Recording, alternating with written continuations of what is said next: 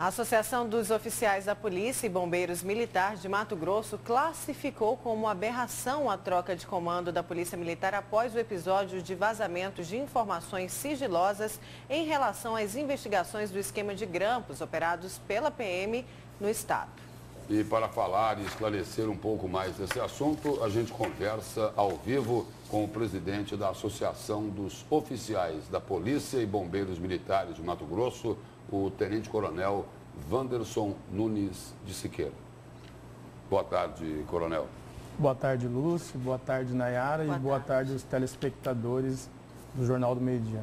Coronel, o porquê da demissão do comandante-geral da PM, o coronel Jorge Luiz? O que é que ele fez para ser demitido? Lúcio, essa é uma pergunta que ela está no ar. Todos nós da polícia, a sociedade quer saber. O que nos consta é que o governador está tentando responsabilizar o comandante-geral por uma suposta ação dos coronéis corregedor e diretor de inteligência da Polícia Militar, querendo dar a entender que o comandante-geral teria responsabilidade numa conversa que eles teriam tido com o secretário-chefe da Casa Militar. O que, ao nosso entender, está totalmente ilegal, totalmente errado, porque se o comandante-geral é responsável por ação do corregedor e do diretor de inteligência, o governador também o é por ação de ex-comandantes gerais, secretário-chefe da Casa Militar. Então, assim, são dois pesos e duas medidas. Coronel, os coronéis Alexandre Correia Mendes e Vitor Paulo Fortes Pereira, nessa reunião lá no Palácio Paiaguás, onde estava o chefe da Casa Militar que foi preso, o coronel Evandro Lesco, e onde também participou o secretário da Casa Civil, José Adolfo, eles vazaram a informação sobre a operação, eles que eu digo, o corregedor-geral da PM e o diretor de inteligência da Polícia Militar. O senhor tem essa informação? Lúcio, a Associação dos Oficiais é uma entidade de classe que tem por obrigação defender a verdade. É isso que está previsto em nosso estatuto. Nós estivemos reunidos com o corregedor, o coronel Mendes, e com o diretor de inteligência, o coronel Fortes, na sexta-feira após a decretação da prisão, e eles nos garantiram que na sexta-feira, quando eles estiveram na Casa Militar, eles foram tratar de um assunto relacionado à lei de promoção que está na iminência de ser alterada pela instituição. Lá nessa reunião, após algum tempo, adentraram a sala o senhor José Adolfo, que é secretário-chefe da Casa Civil, e o coronel Ayrton Siqueira Júnior, que é secretário de Justiça e Direitos Humanos. E eles conversaram assuntos outros, vários assuntos, mas jamais sobre a operação que já estava prevista ser desencadeada na parte da tarde.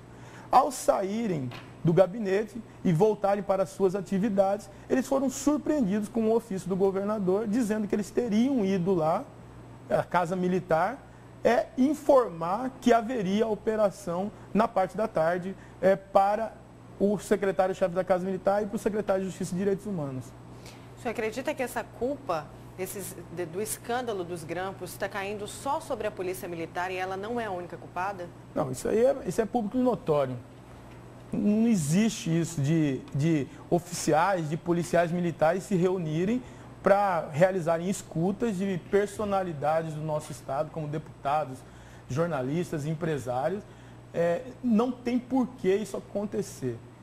Isso é público e notório. A gente sabe que esse pessoal, se realmente, se todos estiverem envolvidos nessas interceptações telefônicas, eles agiram por ordem de alguém.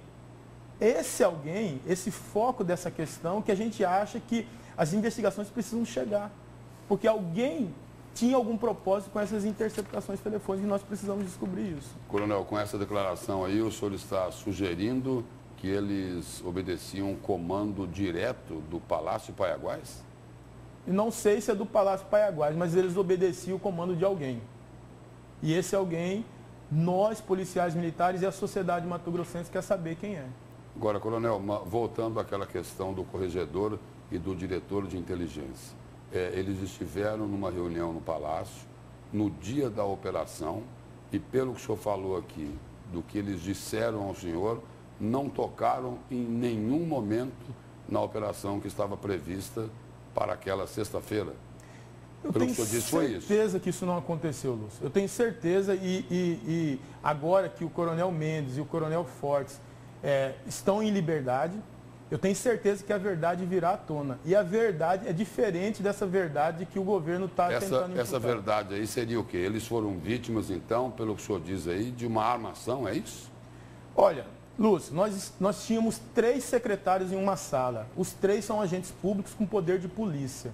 Se eles tomaram conhecimento que o corregedor em tese e o diretor de inteligência da Polícia Militar estavam cometendo uma infração, uma ilegalidade ao vazar informação, qual que era a obrigação desses 3 agentes públicos, dos 3 secretários? Era determinar a prisão em flagrante desses 2 coronéis. Mas não foi isso que aconteceu, Lúcio. Eles saíram da sala, se despediram como se nada tivesse acontecido e foram se reunir com o governador. Quer dizer que só o governador que entendeu que o que aconteceu, se aconteceu, foi crime? Coronel, o senhor falou de uma hipótese aí que foi passada ao senhor pelo corregedor e pelo diretor de inteligência, de que não houve vazamento. Agora, considerando a hipótese de que o vazamento pode ter ocorrido nessa reunião, isso daí, o que ocorre hoje, o que está sendo dito, pode ser interpretado como uma estratégia de defesa? Não, eu não acredito que isso ocorreu.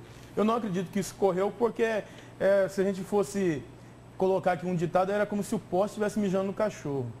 Nós temos 2 secretários investigados numa operação de interceptação telefônica.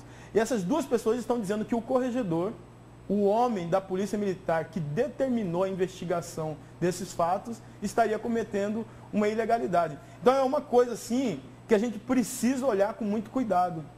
A gente precisa olhar com muito cuidado. E a associação ela vai defender até as últimas consequências os 2 oficiais, os 2 associados nossos que garantiram que não houve isso. Coronel, uma declaração na imprensa do secretário de Comunicação Kleber Lima, ele disse que com as suas declarações o senhor está querendo criar uma crise na Polícia Militar. Mas quem está fazendo isso seria o senhor ou seria o governo do Estado? Eu penso que o governo do Estado. Eu penso que o governador não deveria fazer um ofício para o presidente do Tribunal de Justiça aventando um suposto crime. O governador é comandante em chefe da Polícia Militar. Se ele tomou conhecimento, na pior das hipóteses, tardiamente de uma ilegalidade, o que ele tinha que fazer é requisitar de novo os 2 policiais lá e determinar a prisão deles. Não haveria necessidade de oficiar o presidente do Tribunal de Justiça. Então, eu entendo que o ponto principal de toda essa história é as investigações das interceptações telefônicas.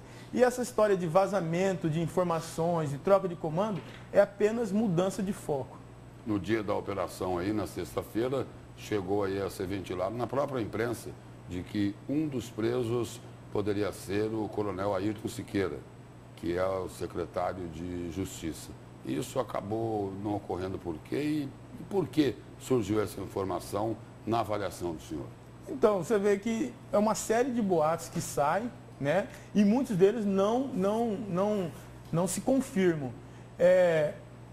O processo que trata das investigações das supostas interceptações telefônicas, ele corre em segredo de justiça. Então, nós não conseguimos tomar ciência do motivo da decretação de prisão e nem dos motivos das não decretações de prisões.